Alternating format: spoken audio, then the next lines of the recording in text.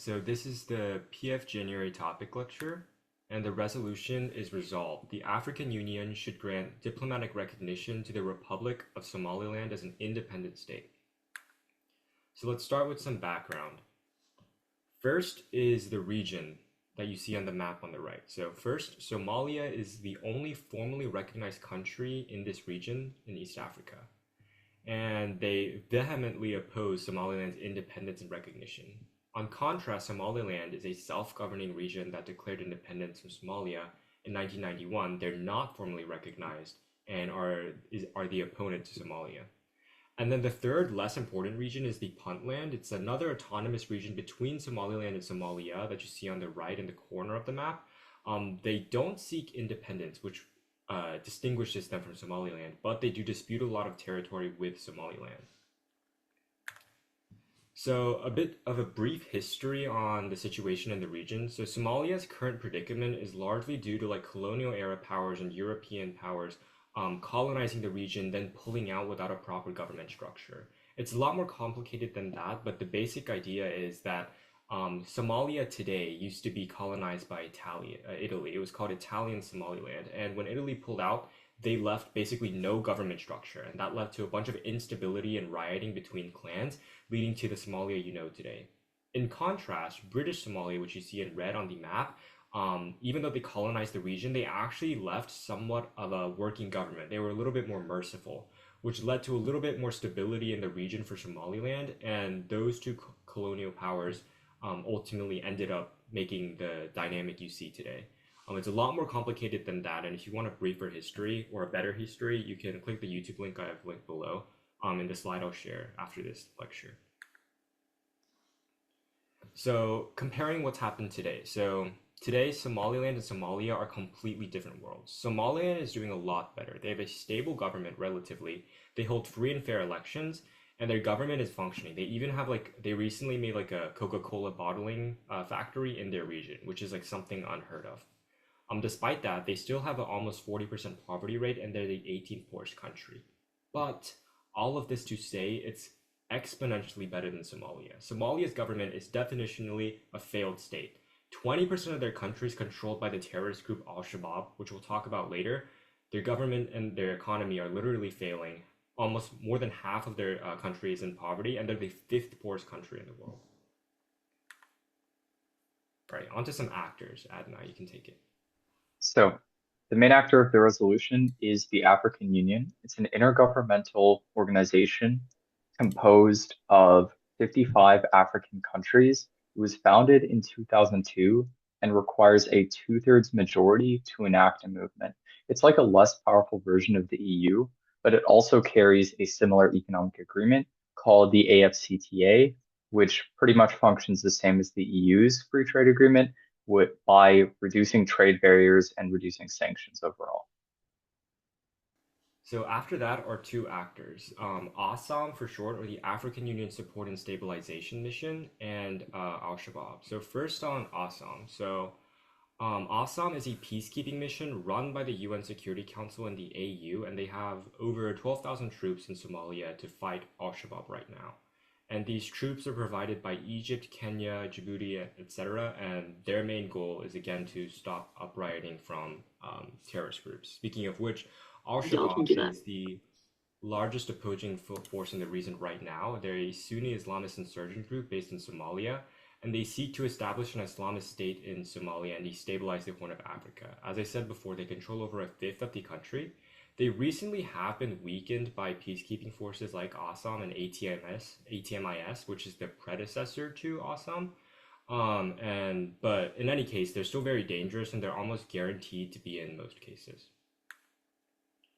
So next are Ethiopia and Egypt. So Ethiopia supports Somaliland, mainly due to just pride. So Somaliland in 1977 invaded Somalia in 1977 invaded Ethiopia. And because of that, there's a lot of bad blood between them. So on January 1st of last year, Ethiopia actually signed a document, the Memorandum of Understanding, to formally recognize Somaliland in exchange to build a naval base on Somaliland's coast because they have access to a lot of water. The one caveat is that Turkey has made some recent negotiations trying to cut down this deal, but overall it still stands. The next point is Egypt.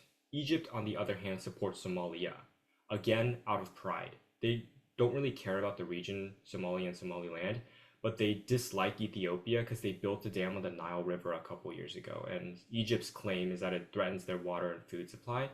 And for the first time in 4 years, they reignited tensions last August by sending weapons to Somalia. So overall, when it comes to cases, expect arguments involving escalation between Somalia and Somaliland, and also Ethiopia and Egypt being drawn into tensions. All right. Finally is Turkey that I just mentioned. So they're a pretty neutral actor, and when I mentioned that they tried to negotiate stuff between the port building, like the port building agreement, that was called the Ankara Accord. So literally like 2 weeks ago, on December 11th of 2024, they brokered talks between Somalia and Ethiopia to quote unquote resolve the conflict about Egypt getting mad about the port and the naval base. They're still not done. They're going to finish it by February, but the problem is that even though they proposed giving Ethiopia access to Somalia's ports, Ethiopia has no incentive to accept this agreement because, again, of the bad blood between Ethiopia and Somalia. Ethiopia, who had their access to water cut off when Eritrea seceded before, is landlocked, which means they're desperate for water, and they'd rather have it in a friendly nation such as Somaliland rather than Somalia, their worst enemy. That's why the agreement didn't even verbally mention the words Memorandum of Understanding, and Ethiopia still hasn't formally canceled building the base. And because of that, Somalia has also said officially in press releases that they have no incentive to actually cancel this deal. So that means that even though teams might run this argument that Turkey's already resolved the tension, I would say if you're on the affirmative, you still have a very large advantage and uniqueness to still run tensions with the Memorandum of Understanding. And independently, because of the Israel-Palestine conflict right now, Turkey is very volatile. And also geopolitically considering how close the Horn of Africa is to the Middle East, you can expect to see a lot of escalation arguments, which I'll talk about later. All right, and finally, some other actors. China is one. They support Somalia simply out of perception with Taiwan. So if you did the last topic, you'll be very familiar that Somalia, just like Taiwan, is an unrecognized state that wants to become official. So you can probably guess that if if Somaliland gets independence, that sets a bad precedence for Taiwan, which China doesn't want. And then overarchingly in the region as well, China is making movements with the Belt and Road Initiative to spur up developing countries towards their side in the region as well. And then some other lesser actors that might become involved include Kenya, Djibouti, and other secessionist movements that might take Somaliland as a precedence. Take Mali, Ghana, or Nigeria as examples. All right. Any questions on background before we move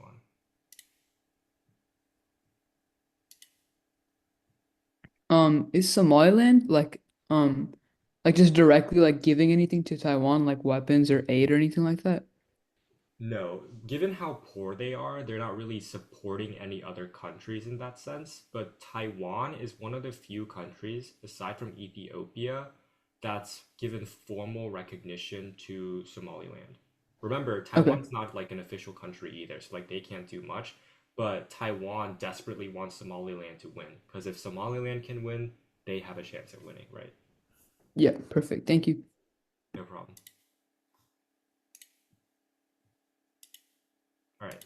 If there's no other questions, I'll go into the app arguments. And anytime during this presentation, if you have questions, feel free to stop me. All right. So onto the app. I'll start with the more stock and lay arguments. The simplest one is econ development. So the uniqueness is very simple. Somaliland, because they're not a quote unquote real country, is unable to receive international aid without recognition. That's why, as I said before, they have an almost 40% poverty rate and are the 18th poorest country. The link is very simple. It's that recognition locks in outside aid from non-governmental organizations like the UN, IMF, and World Bank, and also brings in a lot of private sector investments such as trade and other resources such as minerals in East Africa. And the impact is by decreasing poverty, you can increase stability and snipe out the root cause of terrorism in the region, which is poverty and instability. The next is similar but more nuanced. It's food aid. So climate shocks are uniquely destroying East African food supply. One, because climate change is inherently bad for agriculture, but two, these third world countries don't have the infrastructure to adapt to changing climates. That's why 1.7 million children in Somaliland are malnourished. The link is twofold.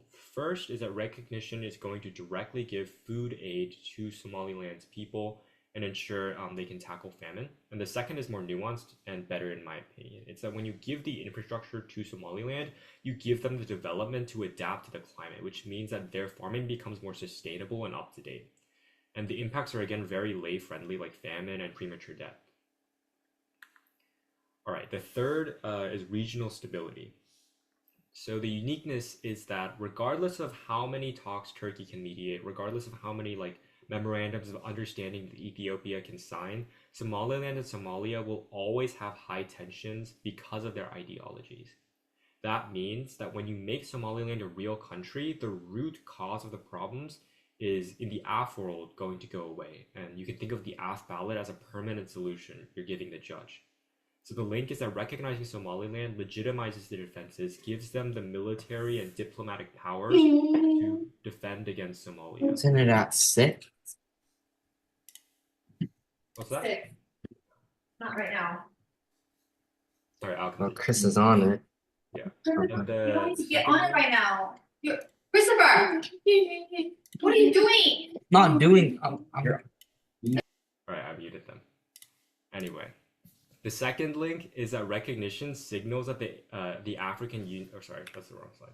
And the second link is that the African Union is going to compel Somalia to respect the new norm and also encourages new democracies to form in the region.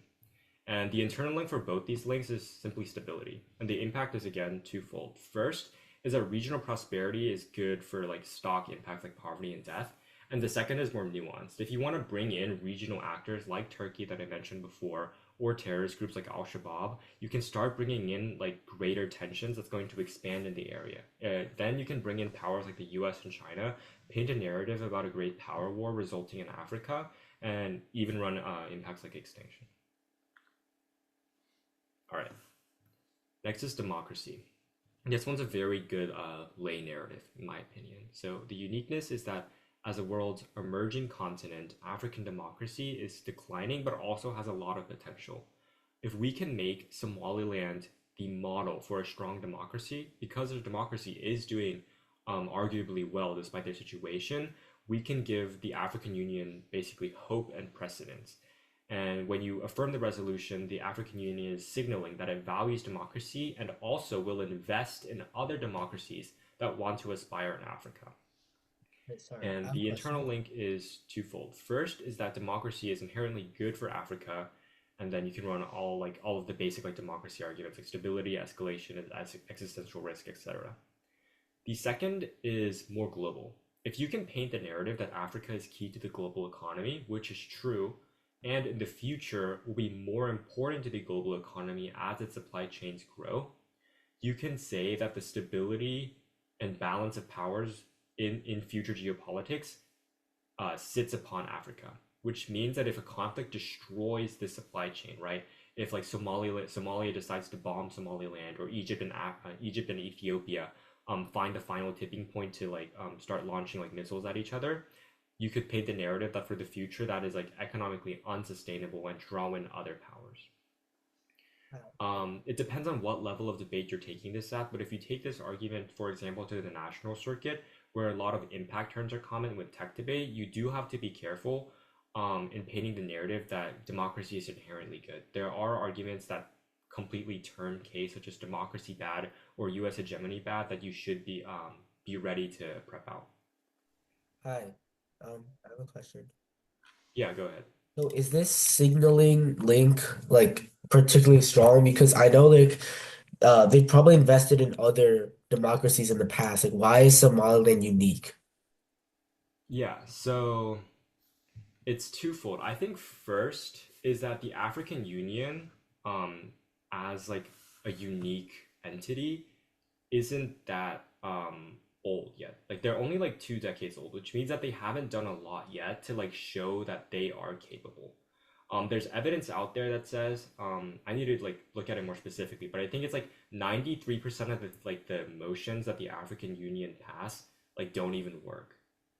So nobody really expects the African Union to like get anything done. So if with Somaliland they can actually succeed in making a strong democracy that is very unique for the situation, given how badly Somalia is failing, it one gives the African Union legitimacy to like enact other things for the future of the continent. So it's not just specifically Somaliland, but like specifically for your question, saying like why Somaliland is democracy unique, I think that's when you have to like paint this comparative narrative to the judge that like literally look at Somalia. It's like crumbling in ashes.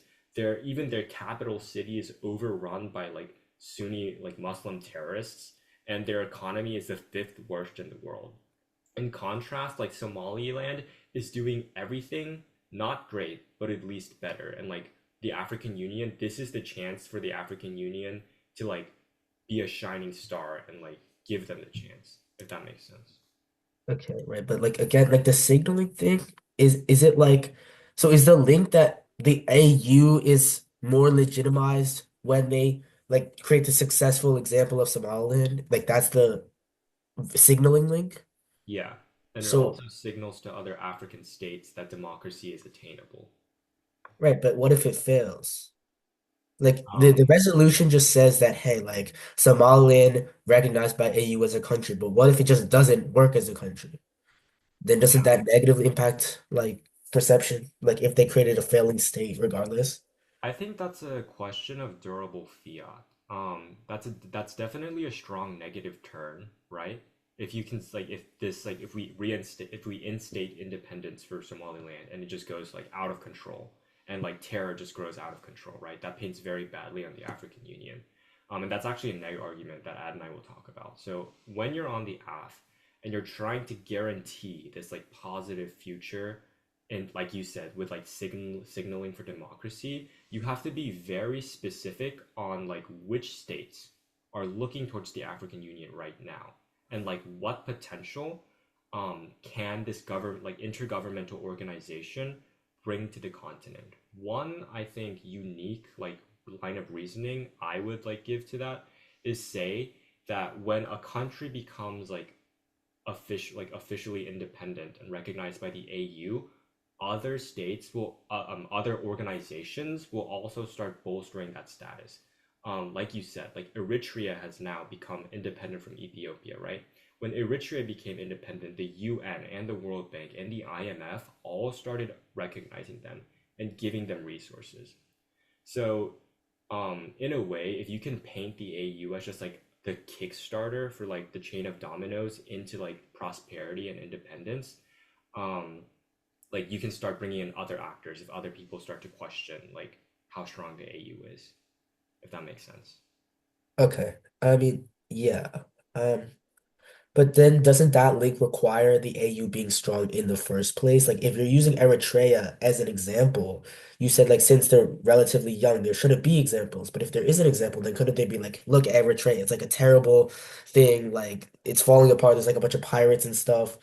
Um, and then you could say like, oh, look at this empiric, right? Like you've seen them attempt to do something in Eritrea, but it hasn't worked. So why does it work? So the problem is Eritrea was declared its independence about 29 years ago and was acknowledged by the world far before the AU was founded. That is basically the example of a project that works on a state trying to guide its own way into independence and democracy. That's why it's kind of a failed example. So the chance that the AU has here is okay, here's a state that's probably going to secede successfully. How about we give it the resources and guide it into becoming a prosperous state for the future, especially considering they are very important because of their because of their geographic positioning, because they have the port of Berbere and are right along the Red Sea. So there's a lot of trade uniqueness that's going to come off Somaliland development, if that makes sense. Okay, thank you. Yeah, so Ethan makes a good point. When you're gonna talk about precedents for this topic, you have to be as specific as possible. Like, frankly, lay judges and probably most tech judges don't know about the Horn of Africa. I didn't know what Somaliland was until this topic. So being specific as possible, distinguishing why Somaliland is, if you're on the AF, special and different from Africa, and if you're on the neg, no different from the rest of these countries, is probably going to win you the round if you can control the direction of the uniqueness. All right, let's go to the next argument. So the next is not my favorite, but also very stock. It's very simple. It's counter-terror. Right now, terror is high in Somaliland and Somalia. Al-Shabaab is the largest culprit. The link is that recognition is going to lock in unique anti-terror forces like the UN or the EU or maybe even the US to quell the violence against these organizations. And the impact is instability or death, anything related to terror. I'd say you should know this argument to defend against it, in my opinion, especially on the local circuit. The problem with this argument is that there's not a lot of access to uniqueness. That means that right now, for example, with peacekeeping missions like Assam right now, there's already like thousands of peacekeeping troops in the region. And the question you ask yourself is, by affirming the resolution, how much stronger does that get if there's already like 12,000 troops in the region? And if I'm on the neg, I would simply say that there isn't. So if you're going to run this argument, that's why I put in the word unique on this slide. You have to find a unique reason why affirmative recognition is specifically better than the peacekeeping anti-terror troops we have right now. Another thing to consider is that Fiat and this resolution only have access to Somaliland. But remember that most of the terrorist group of Al-Shabaab is located in Somalia. So even if Somaliland gets like a spectacular military, thanks to like the affirmatives like aid organizations, there's not much that military power can do to stop a terrorist group in another country. So if you're going to run this argument, it has to be very specific and the narrative has to be very clean. All right, on to the tech arguments. The first is piracy. So right now, Somali pirates are plundering the Red Sea, destroying trades, threatening to cut things like internet cables, and also holding people hostage. The link is that recognizing Somaliland gives them the power, resources, and also connections to other countries to combat these pirates. Very simple. And the link chain is twofold from here. The first is that piracy destroys the regional economy and global trade, which means because a large part of trade flows through like the Indian Ocean between like the United States and also like Asia and Europe. And the impact is anything you want to implicate to trades like poverty or even extinction. If you can say a large part, like a large enough part of like global trade is going to be hurt by Somali pirates, you can even impact it out into like global economic instability, maybe even war, as far as you want to stretch it. The second is more unique. The second internal link is that pirates are currently threatening Red Sea internet cables. And recently, by attacking a British vessel, they were actually able to indirectly hurt and cut 3 different Red Sea internet cables, which were responsible for a quarter of all internet transmissions between Europe and Asia. And that has a much larger impact if you can win the probability debate.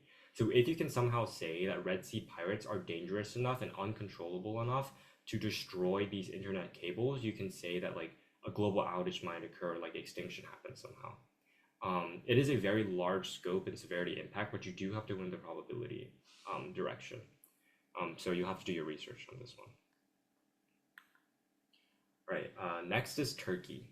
So this brings in like the intervening actors we talked about in the background discussion. So right now, escalation between Somalia and Somaliland is very high. The likelihood is very high, which means we should act right now.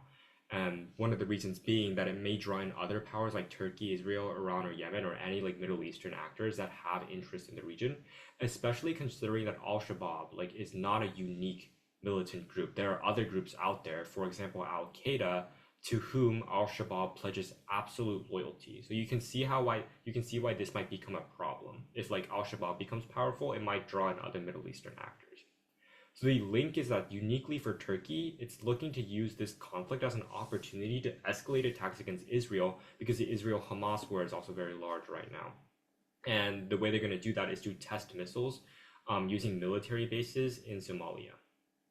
So again, with a link chain of like escalation, and considering that both Turkey and Israel have nuclear capability, this could be one of the few nuclear extinction arguments you could run on this topic. All right, and the next one is China. So, as I said before, China has large influence in developing countries in East Africa. One of them is Djibouti, who's very dangerous. And the link is that recognizing Somaliland gives the US power to establish presence in Africa because it has very little right now. And Somaliland would be a great democratic ally for them to establish power in. Specifically, because without that power, we won't be able to monitor like Chinese backed states like Djibouti who are expanding their influence right now. And then you can expand that to just the continent of Africa and power wars as a whole. Because if Africa comes under China's like BRI block zone, they'll have a lot of like geopolitical power that's very dangerous with a very US hedge centric mindset, which means that in order for the US to combat this like creep of like instability and like great power wars that be imminent, it's like critical for us to expand power early. So in the uniqueness debate, people might say that China and the US don't have much influence in Africa right now. The narrative you want to paint here is that like we're preparing for the future, and by establishing US presence now, we prevent a conflict that we might not be able to recover from unless we act now. All right, on to the neg, which that neg will take. I have a question with the China argument. Yeah, go ahead. Why can't the US install a base like right now? I know that technically it isn't a country, which means that the US like can't make diplomatic moves, but that doesn't stop them from like partnering with their like military and stuff, right? In like Somaliland. Yeah, because if Ethiopia can partner and make like a like try and negotiate this like port deal, then why can't the US come in and negotiate a military base? So if you debate, did you debate the last topic? Yeah, Are you familiar with the term strategic ambiguity? yes. Yeah, so what the US is doing now is strategic ambiguity, kind of like Taiwan, but to a lesser extent. So in when the I think it's like the 15 UN states voted to pass Assam to engage troops in Somalia, only one state didn't agree. And it was actually the United States. They didn't deny the legislation, they just sat out. And the reason the US is doing that right now is to not take sides in the conflict because we don't know which direction the conflict is going to go because it's very volatile. And like second off, like given the fact that Somaliland isn't even like a completely like formal state at the moment, it reflects very badly upon the US to like take actions when we don't know like which direction this conflict is going to go. So the like although like that's a good like analytical argument. I think like what the picture that the app is trying to paint is that when you give Somaliland formal recognition, the US no longer has an excuse not to establish presence, if that makes sense, right? Like we don't have like any reason not to grow our presence in the region and like take that lead.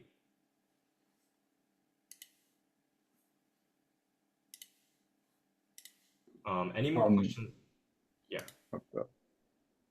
Yeah, any more questions on the AF before we go to the neg? Right, sounds good. Take it away, Adonay. Okay. In that case, let's get started on the neg arguments. Okay, so we're going to be going kind of in the reverse of the order that Nathan did. We're going to start on the tech arguments, then hit the lay ones. So first, pretty solid tech argument is going to be an Ethiopian collapse. Kind of after the whole conflict that played out with the TPLF in 2023, a lot of different autonomous regions within Ethiopia were really unstable. The government could barely control the capital city since the TPLF basically banded together with a bunch of groups and controlled almost all the land up to their capital of Addis. The government is finally stabilizing now, and tensions with Somalia are simmering down because of the negotiations that are happening in Turkey now. Basically, the Ethiopian government is finally getting to a point of stability. The affirmative changes that completely. When the African Union acknowledges the sovereignty of Somaliland as an independent state, Somalia retaliates to the party that's been backing this the entire time, Ethiopia, mainly because they just hate them and they're looking for an excuse. They would back the TPLF like they did historically in the 1970s and 80s. They don't have an directly engage in conflict and possibly win without great cost themselves. Instead, they tend to back rebellious groups within Ethiopia. And in the most recent conflict, that killed about 600,000 and created a larger humanitarian crisis. So, taking advantage of that uniqueness, when that conflict plays out with a very unstable or like beginning to stabilize Ethiopian government, the chance of collapse is so much higher. If Ethiopia collapses, that's a major player within the region going under. That kind of opens it up for either a great power wars argument, outside influence argument like Turkey, whatever route you want to take here, it's just a vacuum argument. So again, on the retaliation side, Egypt generally has really bad relations with Ethiopia and in turn backs Somalia within this whole skirmish. The Ankara Accords have pretty much sustained temporary regional peace, but Egypt previously promised to follow through on a blockade of Somaliland as retaliation. When you sign the affirmative ballot, you pretty much take away any cohesion from the African Union. Egypt exits and strikes against Somaliland. Said blockade would in turn create a larger humanitarian crisis because, like Nathan said, they have a 37% poverty rate. They are in a very volatile point right now in terms of their economy with high youth unemployment and climate change causing a larger food insecurity crisis. So their only route to preventing al-Shabaab has been community engagement. When you sign the affirmative ballot, the economy goes down severely. In turn, the government can't tax, can't operate normally, or sustain anything that it did to prevent al-Shabaab's rise in the first place. And that's what lets them plow through, ramp up their influence there, and in turn go after Somalia more in the future. Generally, the impact's twofold. One, it's the collapse of the last bastion against al-Shabaab. Even though there is an African Union peacekeeping presence in Somalia, the negative can really easily argue that the peacekeeping effort is largely unsuccessful, given the fact that there was a transition period, if you remember, on December 31st of last year, where states started to reduce troop commitments and reduce commitments to the region overall because they weren't seeing much improvement. The government of Somalia was still very unstable, and al-Shabaab was making back gains that were pushed back in 2011 when the US interfered in the conflict. So basically, al-Shabaab gets stronger, you end up with a humanitarian crisis. It's really easy to link al-Shabaab into a larger nuclear war because either al-Shabaab rises up and a state goes under and there's a power vacuum, or there's a dirty bombs argument where there's a large uranium mine and deposit in a certain region of Somalia that's highly unstable. When al-Shabaab gets stronger, they're able to tap said uranium, and it's just risk of offense on nuclear strikes and a nuclear holocaust. So, kind of hitting the nail directly on the head. Al-Shabaab survival can be an argument in itself. Right now, a stalemate exists in Somalia, which is kind of what I outlined. The African Union peacekeeping efforts aren't able to make any more ground. Al-Shabaab is too weak to take back ground there, and Somaliland is currently holding out. But the problem is that their economy is in a bit of a standstill at the moment. So they can't hold out for long, but the AF just makes the situation so much worse. Somaliland recognition would shatter the unified front of African Union nations. Like, for example, Egypt has troops there, Ethiopia has troops there. And when the African Union loses its control overall, that peacekeeping effort would fall apart.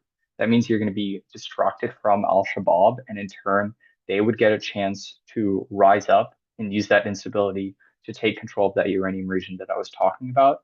And you could just go into this like initial strikes argument, causing a nuclear holocaust and extinction. So, the next actor that you could go for is Turkey. Right now, Somalia is kind of wavering between Egypt and Turkey. They signed security and naval cooperation deals with both nations, but they don't necessarily want to be under Turkey's heel. The affirmative forces Somalia towards Turkey because they need a symbol of strength in order to regain sovereignty over Somaliland. Turkey would use that leverage to conduct missile tests to achieve their sought 1,000-kilometer range and in turn create larger instability in the Middle East. So in this case, the Israel-Palestine conflict is going to be really unique because they really don't like what's going on there and want to be able to threaten Israel. That would trigger a regional arms race because if Turkey arms up, Israel will want to, and many other nations in the region. Arms race increase the chance for war and in turn war going nuclear. So kind of hitting a few of the lay arguments. First, right now the Ankara Accords have sustained a temporary regional peace, which means the AFCTA is still intact. That means nations across the 55 members of the African Union are benefiting from the over $3 trillion in trade via this deal. But when you sign the affirmative ballot, that blows up talks and triggers a cycle of sanctions from Egypt, Ethiopia, Kenya, and other nations that have really strong stances on this. So when the AFCTA blows up, it doesn't just hurt East African nations, it hurts the continent as a whole. As Egypt makes up about 6% of trade, Ethiopia makes up a pretty large chunk of intra-African trade. And when you see the disruption of $3.4 trillion worth in trade, that means food gets more expensive, healthcare gets more expensive, and in turn, you see a proliferation of humanitarian crises across the entire continent. I just want to pitch in really quickly to Adonay. Overall, on this topic, you'll see, like for example, with Adonay's neg contentions, that the direction of the uniqueness are inherently different. For example, almost every neg case Adonay's shown you has said that the Ankara Accords are good, right? They're working right now and peace is happening. On contrast, all of my AF contentions want to tell you that these accords are doing nothing, and that at best they've just temporarily stopped conflict, but in the end, long term, it's going to get worse. So, especially on delay, if you want to convince these people that we should give complete sovereignty to an entire region of people in Africa with the potential for a large amount of violence, it is crucial that you convince the judge that the status quo is unacceptable. And the opposite is true. When you're on the negative, it is crucial that you convince the judge that the status quo is sustainable and that peace is guaranteed. Otherwise, with very volatile topics like this, a lot like the China-Taiwan topic, it's very difficult to just win the round off of links. Because if you lose the direction of the uniqueness, say I'm on the AF and I lose the fact that the Ankara Accords are good, no amount of link debate is going to win the round for me if I can't convince the judge that the status quo is bad. So just some food for thought. So the final argument that I kind of want to go over today is general cohesion. Kind of going back on the uniqueness that Nathan was just talking about, the Ankara Accords, according to the neg, are working really well and have assured peace either temporarily or in general. The African Union and Africa as a whole right now is stabilizing the global economy because of its massive potential for growth and the amount of revenue that the AFCTA is bringing in. When internal tensions increase, that decreases the amount of cooperation between nations at a minimum, which means that you're going to see nations either pulling out of the AFCTA or trading less with each other and more with parties outside of the African Union. The worst case you could get out of this is that secessions across the continent are incentivized by this precedent set by the affirmative. So kind of the flip side of what the affirmative argues, when you give Somaliland the green light to secede from its nation without a consideration of Somalia's sovereignty, you in turn tell a bunch of other secessionist movements across the entire continent that that is perfectly fine, assuming you follow our set out ideal. It doesn't matter how much violence you cause, you can secede anyways. That results in a lot of internal wars because governments are going to be busy putting down secessionist movements that were just openly acknowledged as good by the African Union. That decline in the African Union or decline in influence creates a massive power vacuum for countries like the US and China to try to take over. That results in Africa being the stage for a great power war of influence. And it's just Either you take the tech route and say that great power wars cause nuclear war and larger conflict, or you take the lay route of that and say that larger conflict across the entire continent and less cohesion within the African Union proliferates humanitarian crises. So I think the general idea of the negative is literally just peace is created now by the Ankara Accords. The African Union is working. Let's not let that go under. And then it's just various war scenarios that you can run, various conflict scenarios, and smaller groups that would benefit from larger instability.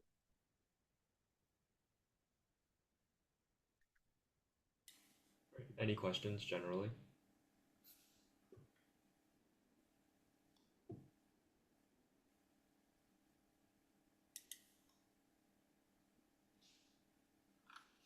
Oh yeah.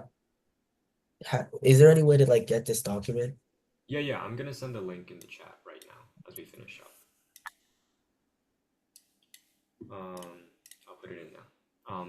Before I do that though, really quickly, thanks everyone for coming. And I'm sure you guys are probably all part of outreach anyway, but we're a nonprofit and we do a lot of other things to help people in debate, such as giving free debate resources and programs. Our winter tournament is also going on right now. There'll be a summer program later in like June or July, and you should definitely sign up for that, especially if you're like a novice debater. And if you haven't already, make sure to check out our website and join the Discord. That's where all the important stuff happens. All right. And I just put in the link for the slideshow for everybody. Iris has a question. So AU recognition of Somaliland is like the green light that says violent succession is okay as long as the succeeding state is democratic. I think like the idea of violent secession isn't necessarily true. I think Somaliland actually is like a shining star in being very peaceful in terms of like their breakaway. Adonay, correct me if I'm wrong, but like compared to like Eritrea, which was like so much like bloodshed when it came to like their Declaration of Independence. So, Yeah, go ahead. yeah, historically, most African secessions are amicable divorces after very long wars. Like the Eritrean war with Ethiopia was 29 years. Sudan's war flares up every few years, but both countries have mutually acknowledged we don't need to be together anymore. The problem with this scenario is Somalia has yet to give up their control over Somaliland. So in turn, you could see larger conflict spurring from the fact that Somalia is not yet willing to let go, and you're not necessarily going to see a peaceful transition. Somaliland right now is a peaceful nation. They have a completely operating democracy, but it's less a concern of whether they are a good and just nation and should be allowed to secede, more that Somalia's sovereignty is going to be compromised by this and that they will not react to it well. That's generally why secessions get really violent really fast. So is it like normally on the African continent, both both the seceding state and the mother state agree that like secession should be allowed, but in this case, Somalia refused to let go of Somaliland, and that sets a precedent that it's that the African Union approves of like secession even when the mother state doesn't agree. Exactly. Basically, we no longer promote the idea of amicable divorce, but instead just outright support violations of sovereignty. Yeah, I But think again, goes both ways. secession, like definitionally, I think is like non-consensual by like the mother state. So definitely, like you want to like just paint the narrative that like the benefits outweigh the costs. Mitali has a question about like SV, so like female genital mutilation, and I guess just like any like sexual like assault or like gender like inequality arguments. Like would affirming recognition of Somaliland allow it access to international aid funding for women's rights? Absolutely. We didn't mention this in this lecture because it's more just like stock arguments, but SV is very strong.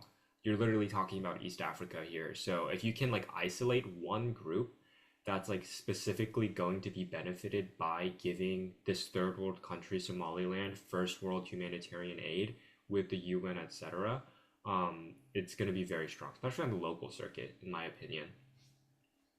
So yeah, definitely very strong. Any other questions?